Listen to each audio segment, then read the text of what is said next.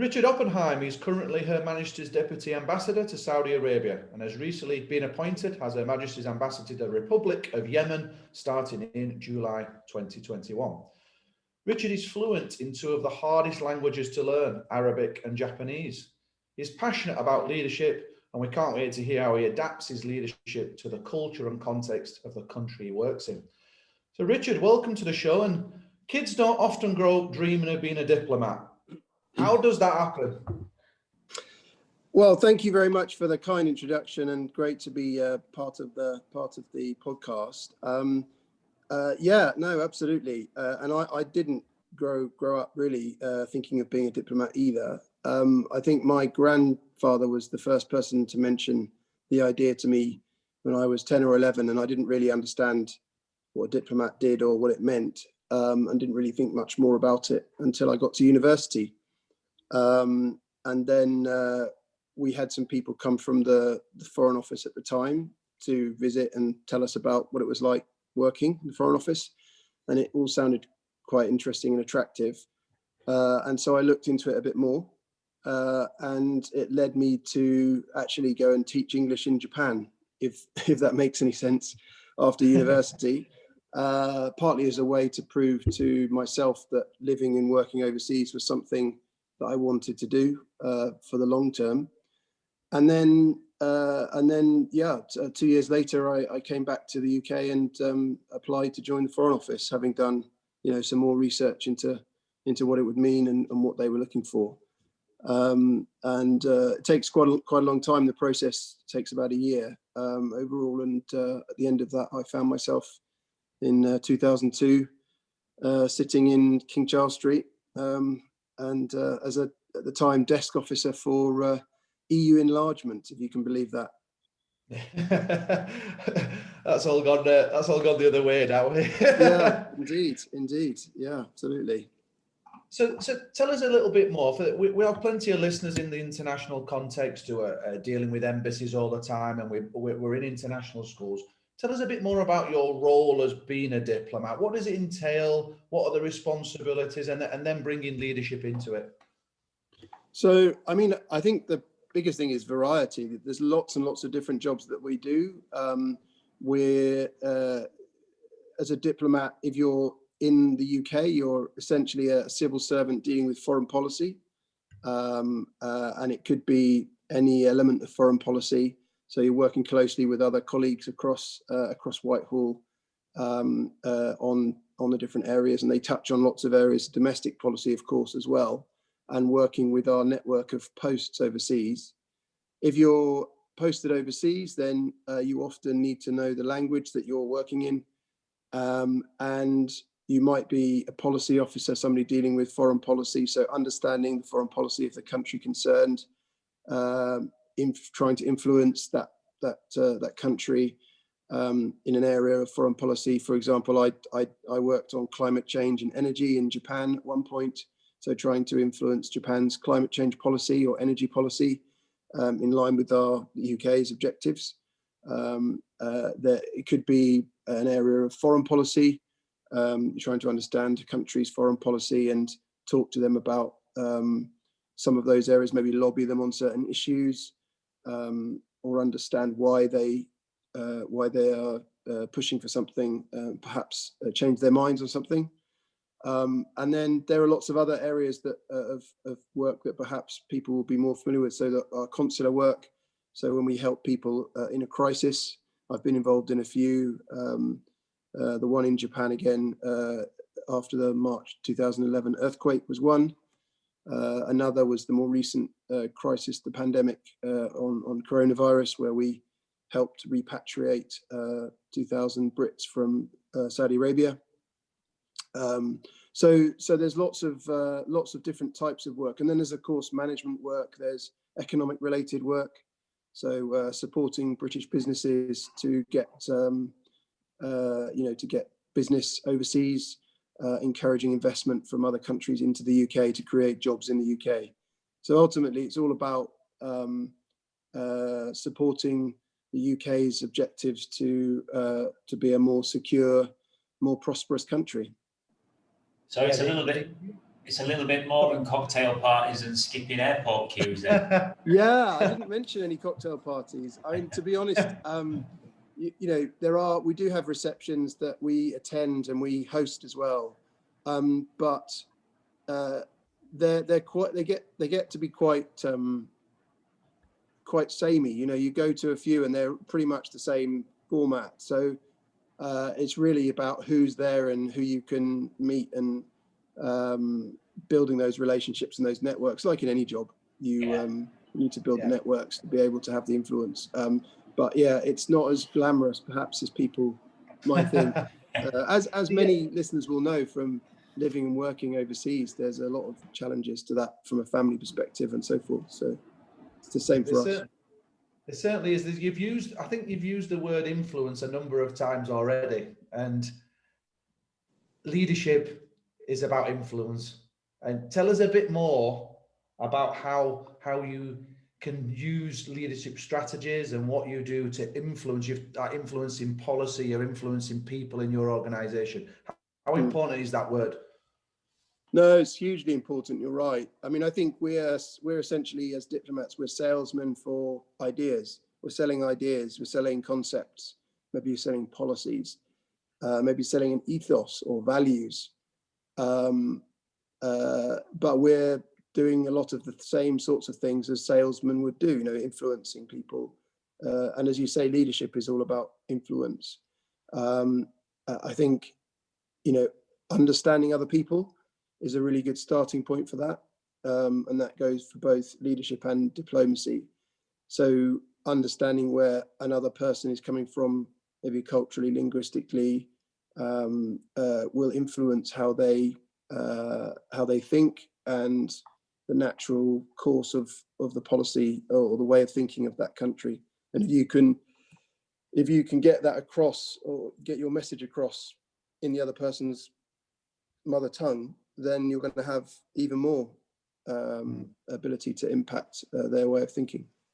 And you started by telling us that you were teaching English in Japan, and now you're in Saudi Arabia, in Riyadh. Which countries have you been in between, and what impact have they had on you? Yeah, thanks. A good question. So after a year in London, I went to New York for 3 months and worked at the UN, our mission to the UN there during the busy time of year when we negotiate resolutions and we have the UN General Assembly where all the leaders meet.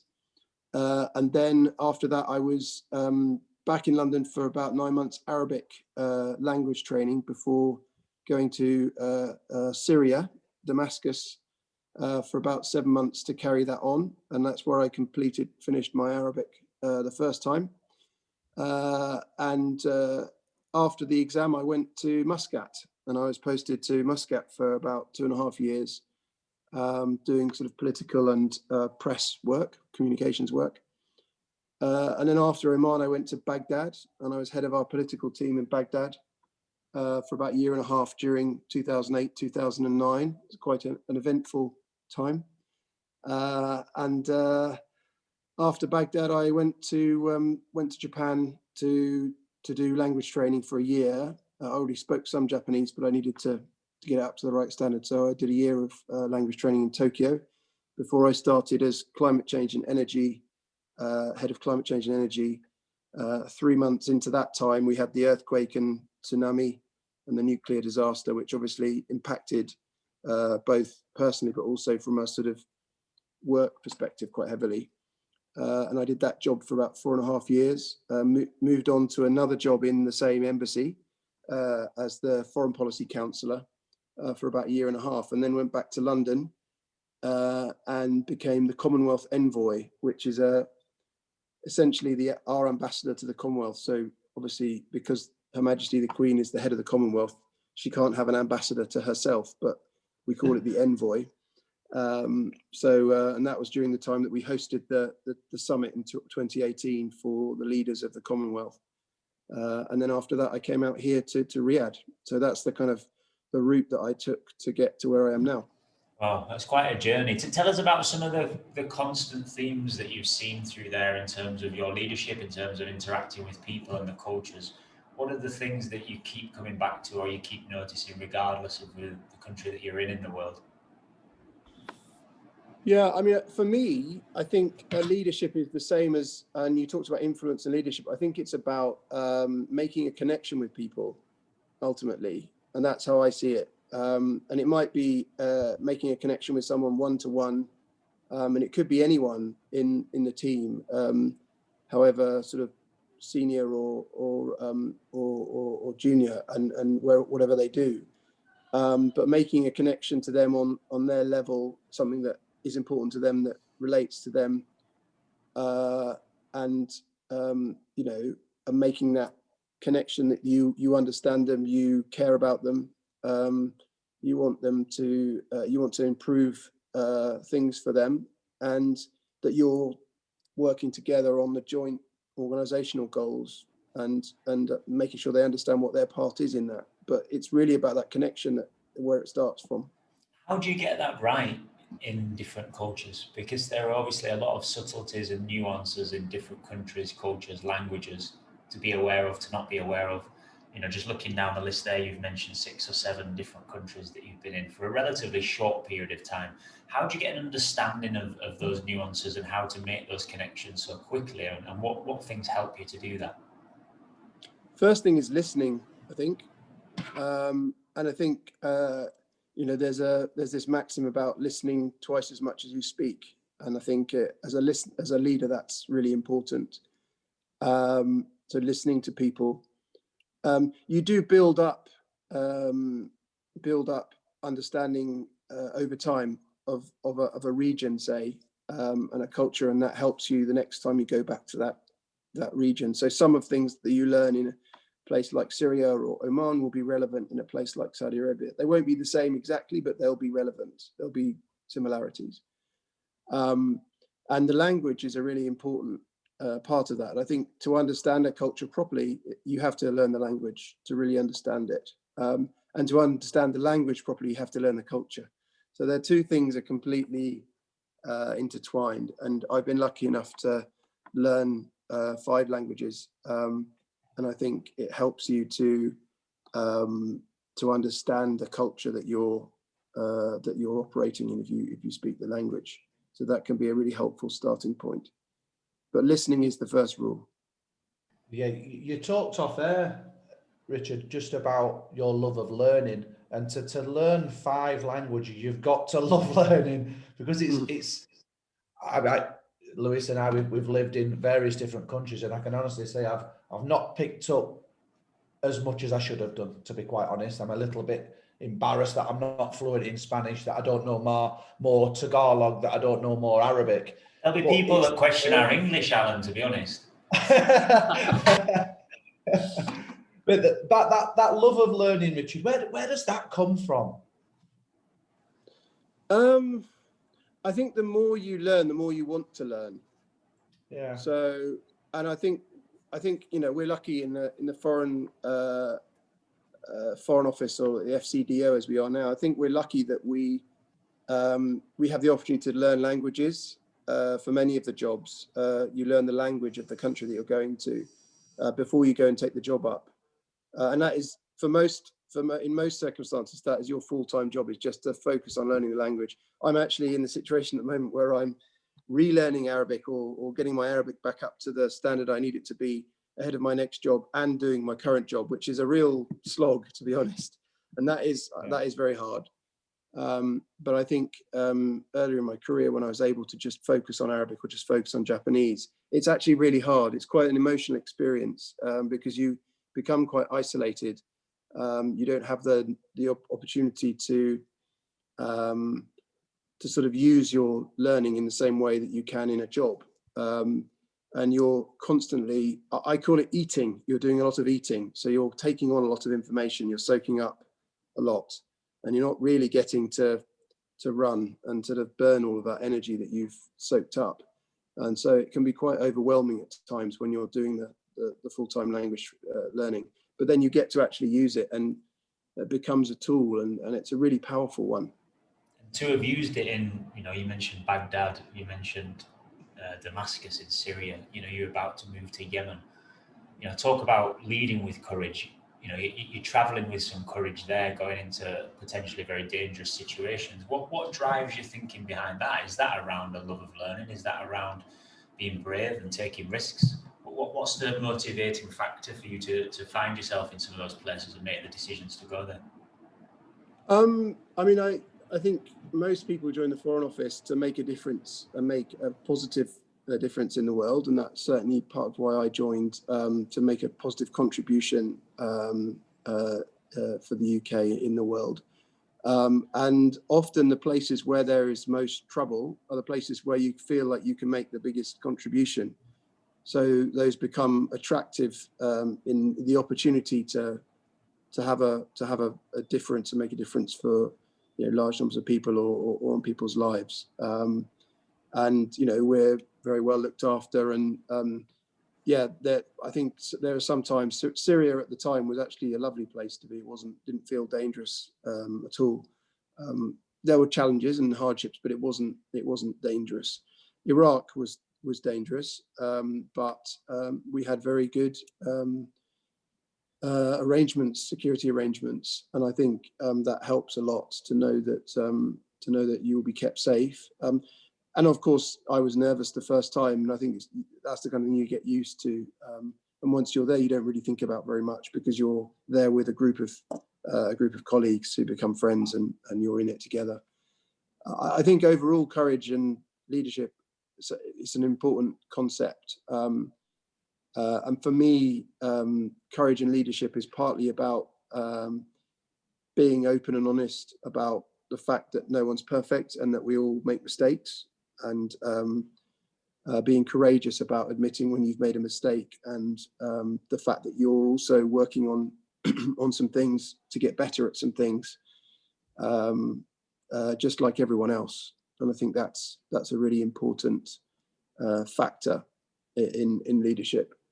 Another element of courage in leadership is the importance of trusting your team and delegating things to them, giving them support that they need, but not trying to do everything yourself. And again, not being the expert sometimes and relying on others, taking the responsibility for the results overall because you're the leader and the buck stops with you, but relying on people to do things that maybe you don't fully understand, and relying on that expertise does take courage. You talk there, Richard, about delegation and no one's perfect, and trying to share responsibility in sort of a distributed leadership model. Now, you've worked in hierarchical societies like Japan, and certainly I'm noticing in Saudi it's very hierarchical as well. How do your values then have to then fit into that context where they're expecting you as the leader to lead and not expecting to have an opinion or to have any value? Yeah, it's a really good question, and it does definitely apply in certain contexts. I think in Iraq it was really quite stark sometimes with the local staff who had not only from that culture that perhaps is naturally more hierarchical. A lot of Eastern cultures are. There's a lot of parallels between culture in the Middle East and culture in Japan, for example. But also the sort of regime, the Saddam Hussein regime, had been one where if you said what you really thought or you gave an opinion that wasn't the right one, you'd be in trouble. So people were not used to giving their opinions, and that was a really real challenge. Is how do you encourage people that that giving their opinions are wanted, even when they're not the same as yours, and it's okay to have a different opinion. You have to be quite a lot more explicit about that and sort of talk people through it and really take time to listen to their perspective. And sometimes you don't quite get there. There was one member of staff in Japan who insisted on calling the ambassador, and the ambassador wanted to be called David. That was his name by internal people, and he would still just refuse. And it was a point of respect, and it was a point about hierarchy, and a point about how you demonstrate your respect in the Japanese culture. And in the Japanese culture, it's about demonstrating that you understand the hierarchy and you understand where you sit in the hierarchy. And that's how you demonstrate respect. In our culture, you demonstrate respect by treating everyone equally. So the ambassador is David because that's a mark of respect that he is showing us in our culture. And those are just different deep culture values. So I think understanding some of those, there's a really good author and writer, interculturalist, who's a good friend of mine, who I actually met in Japan, called Joseph Scholes. And he's done some great work on how the brain develops. So it's quite scientific. You can do quite a lot of work now that's possible because of science and technology that we understand how the brain works and develops. But the deep culture part of our brains is very important, and it's where our values come from. And I think the most important thing when you come across a different set of deep culture values is not to judge them as being better or worse than your own, but to be receptive and open to them being that is what they accept them. That is what they are in this culture. You might not like them and you might prefer to stick to your own or another, but those are the deep culture. That is the deep culture of this particular country. And I can talk for hours about deep culture, but I won't. That's another podcast, I think, that one, Richard. Yeah. We've worked across many countries, all of us who are sat here now, and that reception and that openness and being able to adapt, is that what diplomacy is in your role? I think it makes you more effective as a diplomat, definitely. It's probably the difference between a good civil servant and a good diplomat. We have a couple of competencies. So we have various civil service competencies that are one of the ways we judge performance within the civil service and in the foreign and FCDO, the Foreign, Commonwealth and Development Office. There are two extras in the Foreign, Commonwealth and Development Office that you don't get in the other rest of civil service. And one of them is engaging internationally. And I think we've been talking a lot this morning about the engaging internationally competence and how you use that in the job. But there are lots of other important competencies about how we do our work, which all have a relevance to leadership as well. Fantastic. You talked off air earlier about the importance of reflection as being a reflective leader. Could you tell us a bit more about that? Yeah, I think we were talking at the time about what I called lifelong learning. So one of the important things for me about learning is that you want to keep learning and you want to continue. That desire to continue to learn is the starting point for continued improvement, wherever you are in your leadership journey. And that, I think, is about being conscious of the opportunities that we all have each day to learn. So it might just be a meeting, we have dozens of meetings every week. Are you thinking before that meeting, what can you try doing differently in the meeting? How can you use the opportunity of that meeting to work on something that maybe you're trying to get better at doing? And how can you maybe get some feedback about that afterwards? So perhaps you can ask a colleague before the meeting, mention that you're planning to try something, and then ask them for feedback immediately after the meeting. How did that come across? How could I try doing it differently? Those kind of conscious ways of learning within what you're doing now. So rather than going on a course or anything, actually most of the learning can be done in the job that you're doing now, if you're really thinking about it. It's a really interesting one, feedback, isn't it? It's received so very differently by different people, and it's provided in obviously so many different ways, in a myriad of different ways. What's been your go-tos for feedback when you've been giving feedback to others, and what can you apply in your day-to-day life in terms of that lifelong learning sort of ethos? Yeah, so I mean, feedback's the whole nother podcast again, but it's a really important element of leadership for me, and creating a culture of feedback. One way is to sort of, and I do this, sharing your own development points, sharing your weaknesses with people, to demonstrate that everyone is still learning, and we all need to get feedback from each other to understand how we can improve, because we don't see ourselves as everyone else sees us. So updating our own view of ourselves by understanding how other people see us is an important element. I think I talk about feedback as a gift sometimes, and I think it's a real skill to give feedback as well as to receive it. So it's not always easy to receive feedback, and it's not always easy to give it.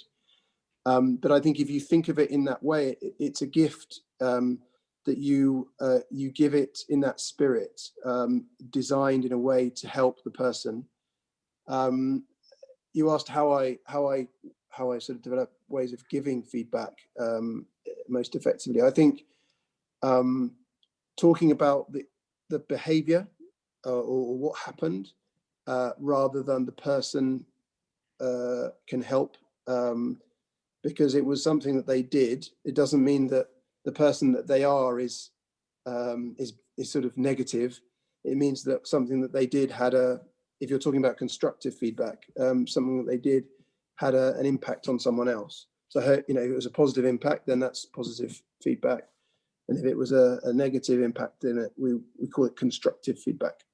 I think being really honest and clear about what happened and why, and how it impacted somebody else and why it had that impact, and asking the person for their view on it and how they might do it differently and what their thoughts are. That's often a good way. So don't sort of beat around the bush. Be honest and clear about what the issue is, but at the same time don't personalize it. Keep it neutral in terms of the person themselves.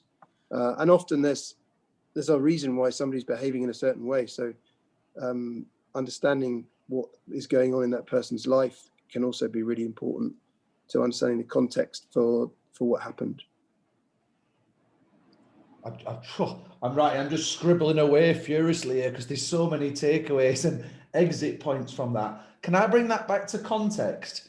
Because giving feedback in different cultures can vary, and the perception. We were in the Philippines. We referred to it as Pinoy pride. It's a very similar thing in Arabia, and about. If there's a negative, it's not construed in a certain way. Can you just tell us how you can do that across these different contexts? Yeah, I mean, I think focusing on the impact is a good way, because you can do it in a way that sort of says, well, this is the impact it had on the other person. This is the feedback I got from the other person or this other person. This is the impact it had on them, and there isn't really much debate about that. That is what they said, and that is what the impact was. It might be very different to the intent of the person that you're talking to, and you can recognize that, but the fact is that something that they did or said had an impact on someone else. Now, I think the cultural element is important, and I found sometimes, again, language was useful for that. In Japan, for example, Japan is a very, I think of it like a feather. It's a very, as a language, it's quite nuanced and misty and gentle. And you say things, you sort of allude to things, usually not saying them very directly. English is a scalpel. I mean, it's very precise and it can be quite sharp. So it's almost the opposite. And so I would use, with my team, I would use English in some contexts and Japanese in others. And sometimes I found that to have a conversation about how the team was feeling about something, I would use Japanese, because they would be able to express it much more easily in Japanese. Whereas if I was having a conversation about policy or our objectives or something that I wanted to be specific about, English was much better. So I think you can use language as a tool of leadership internally as well as externally. I really like that analogy of a feather and a scalpel. I think that's superb. I really like that. I'm just trying to think of how, if you just use the scalpel, if you just use English, how skillfully and how thoughtfully do you have to decide on the pressure of that scalpel? You know, and what words do you use to, like you've said already there, you alluded to like depersonifying the feedback and talking more about behaviours. Ultimately, the intent that you have and the impact you have by providing feedback, you know, will also be sometimes a mismatch. How do you go in there with the right intent and try your best to guarantee that the impact you have on that person is positive? Yeah, and I think you have to understand the person first of all. And within any culture, there's lots of different types of people. And as a leader, knowing your team and knowing your team's strengths and weaknesses is an important element. Knowing your own position, your own authority. I talked about a feather and earlier. Another way of thinking about the feather is in terms of leadership. And I'd sometimes talk about wielding a feather and a hammer. So if you're very senior in an organization, then your authority is much heavier for the people that you're leading. And so that means you have to wield it more lightly. You have to wield it like a feather. And so even something, a sort of word of warning that might feel quite light for you can be quite heavy for the other person, just because of who you are and the fact that there's no further recourse to anyone else in the system. So I think understanding that and how you give that feedback is important. I'm trying to sort of be specific because I think, as I say, I think I would sit someone down and maybe say, you know, I've got some feedback to share with you that I've heard from another colleague or another set of colleagues, and I want to share it with you in the spirit of supporting your development. And, you know, I have feedback and I have development too. It's important for all of us, and just try and get onto a level ground where there's a recognition that no one's perfect is a starting point. That shared truth is a very important starting point. And then from there, you can start to talk about the specifics, and you need to give enough specifics that the other person can remember whatever it was that happened, the thing that happened, or the number of things that happened, the incidents that happened, that they can remember those. So ideally, you want it to be soon enough after that they can remember it. And then it's about getting them to move into the person's shoes that shared the feedback, if it's constructive feedback. So getting them to think about, well, how must it have felt from their perspective? How might it have felt if you were in their shoes, to have that said to them or done to them? You know, if you can start to get them to empathize with the other person, then they will begin to see that maybe their intent didn't translate into because ultimately I think it's important to come from a place that by and large people have positive intent. They want to make a positive impact around, but they just don't always know how to do it, and they don't always have the impact that they intended to have for various reasons. So helping them to understand that, you know, that their intent was positive, and your intent about helping them is positive, but the reality of what happened was a bit different, and that's why we need to work on it together. So you've got a sort of shared problem that you're working on together, and it's not about you attacking them as a person, it's about this shared problem that we're working on together. So you have a basis for the conversation that's not emotional. And it doesn't make them feel like they have to be defensive, or makes them feel less likely that they have to be defensive about it. Yeah, so you essentially create a third party to work with or on together. Yeah. There are lots of takeaways, and there's loads of areas we could explore with you here, Richard. And one of the things that I wanted to touch upon is something that you mentioned to us off air, and it's very much something you're alluding to here around kindness and where that fits in as a leader. Obviously, what you've just discussed here in terms of feedback, in terms of empathy, in terms of sharing problems with colleagues is very kind, it is caring, it is coming from a place of trying to support and having positive intentions. It's also coming from a place of assuming positive intentions. How important is kindness in the relationships that you have with people? For me, I think it's one of the fundamental parts of my leadership, and I think it's also important in the wider organisation.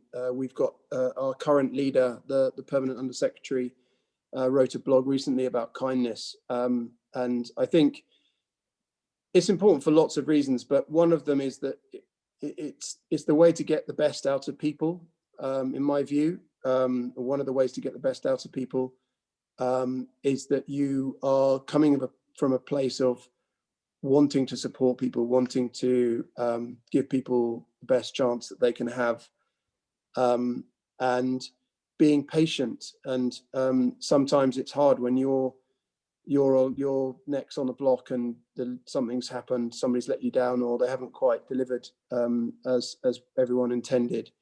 It can be difficult to be patient, and often leaders have high standards, and they want others to match those standards.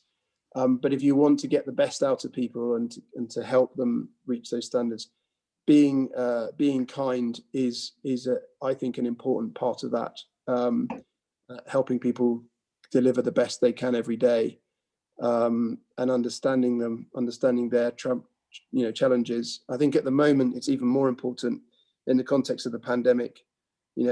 People working from home, split families, homeschooling for a whole year plus is really having an impact on people in their home lives as well as their work lives. And so the kindness that we can show them, supporting them in those kinds of areas, is even more important than normal.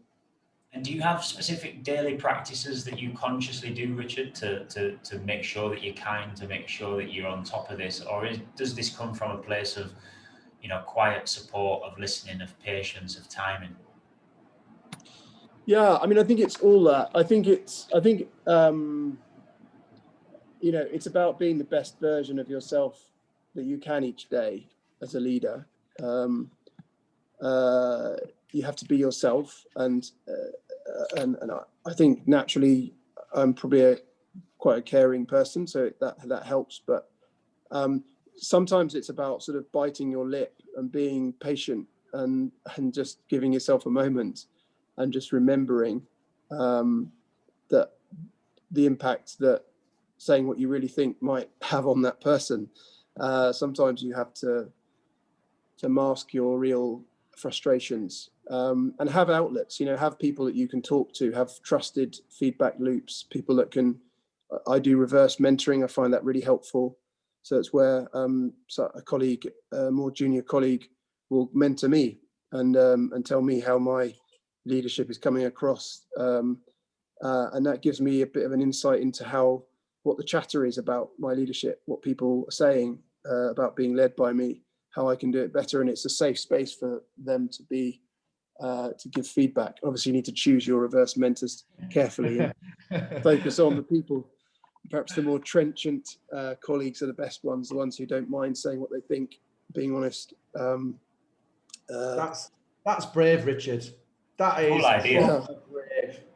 It's great important. idea. I love it. We've done 360, haven't we, Lewis, in the past, and but I've not heard of that before. I've almost reverse mentoring. I love that idea. Really do. Yeah, I have 3 reverse mentors, different ones from within the organization, and it's really powerful. I think it really helps to understand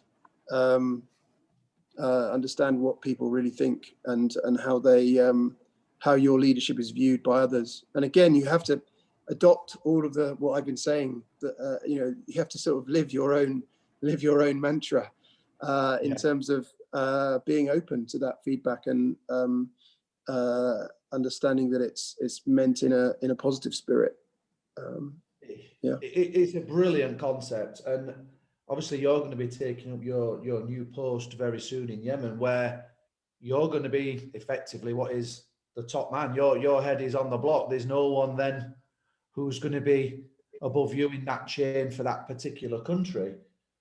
What what are you going to do straight away? I mean, me and Lewis had this where we went into new schools, and you think, I've got this done, I've got this slides done, I've got this presentation, I'm going to say these things. What's the process? What are you going to do when you first get into that job?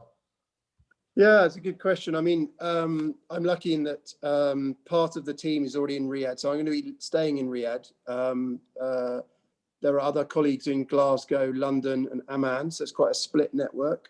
So I've got a few ideas about how I'm going to try and connect with people. Again, I talked about connection earlier, how I can make that connection. I've already done one presentation, Pecha Kucha style presentation, on me and who I am, where I come from. A little bit about my background, what I like doing, my character, and why it's like that, maybe a bit, and also how I like to work, to give people a flavour of maybe make it easier for them to make that connection. I'm very much hoping to be able to meet everyone in person before I start and sort of have individual conversations with people, and then I think it's about first of all, telling people that a new team, and this goes for any new team that I lead, that I assume competence. So I'm lucky to be leading a talented team of committed people who I'm going to rely on, and I'm looking forward to working with them, and I trust their advice. And I think one of the important things about leadership for me is assuming competence. So that means that you assume that the people that you're leading are good at what they do and they're giving you good advice, and you trust that, and you assume competence. And I find that really motivating if my leaders are doing that and saying that. I've worked for some leaders who are the opposite, they assume incompetence, and that's really quite demotivating.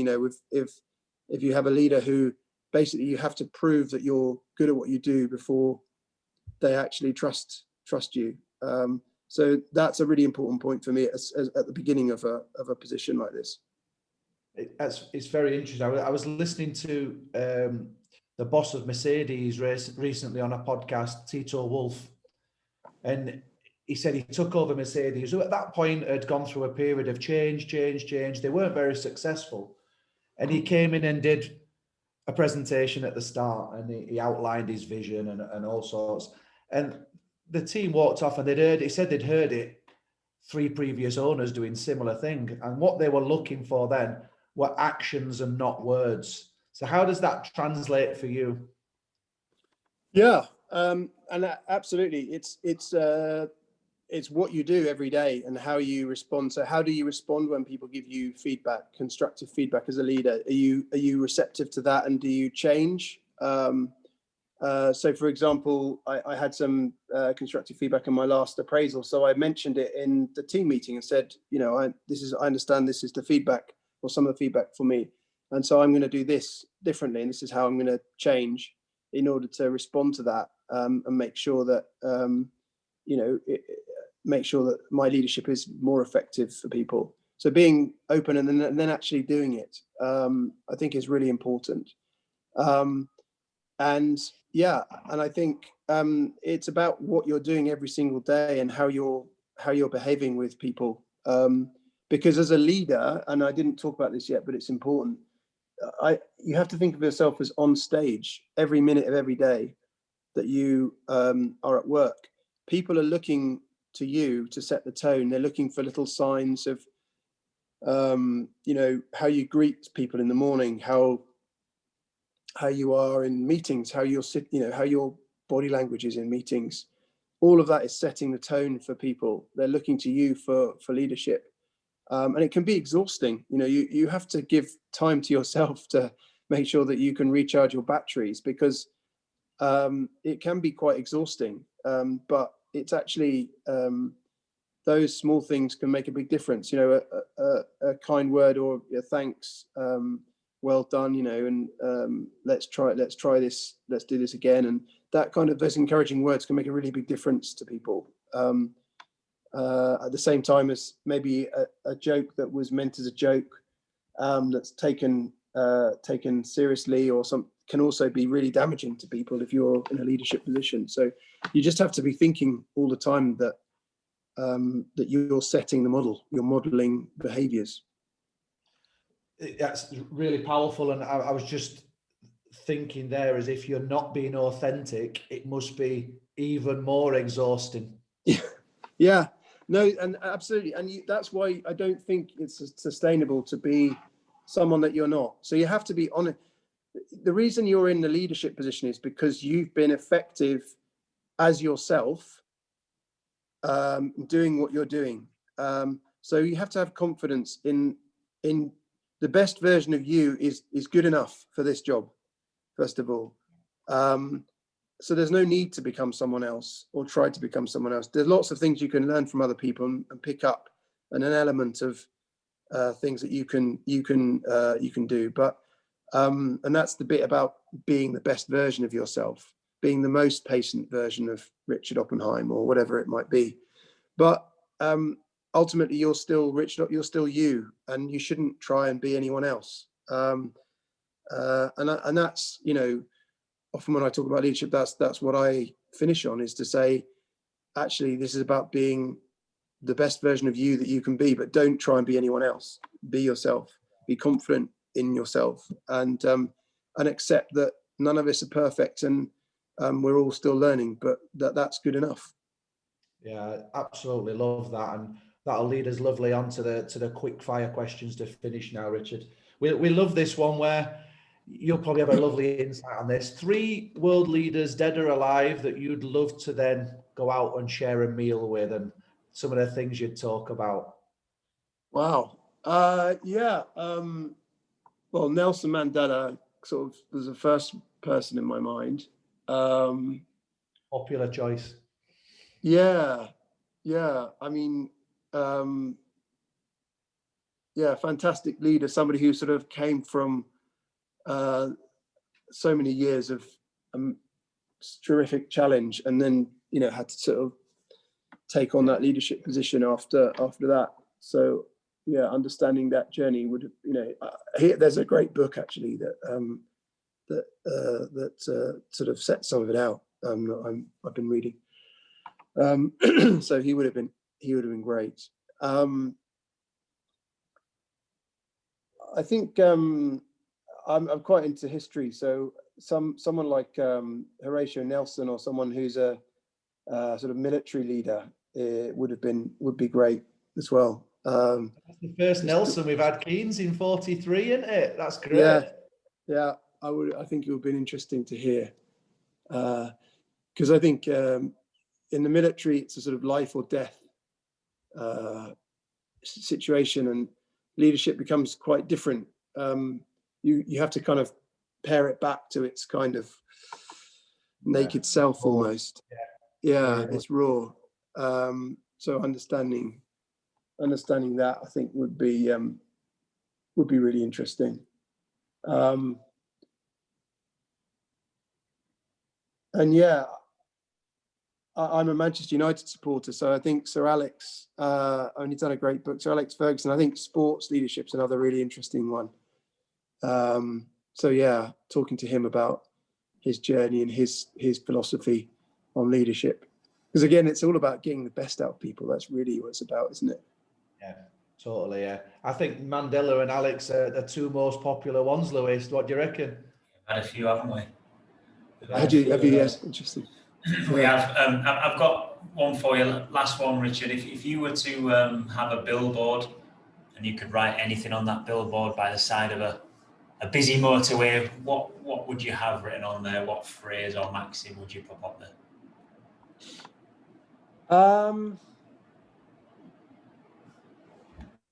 Maybe the one I've been saying a lot at the moment. Definitely the one I've been saying. Be kind to yourself and each other.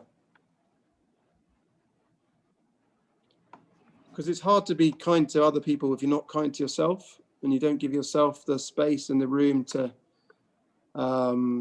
recharge and sort of manage your energy, and being kind to each other makes everyone's lives better. So I think be kind to yourself and each other. Brilliant, Richard. Thanks a lot for joining us this morning. We really appreciate your time, and all the best with closing in your role in Saudi and on your move to Yemen too. Thank you. No, it's been great fun, and yeah, thank you both. and all the best with the series. Thank you very much. Good man, Richard.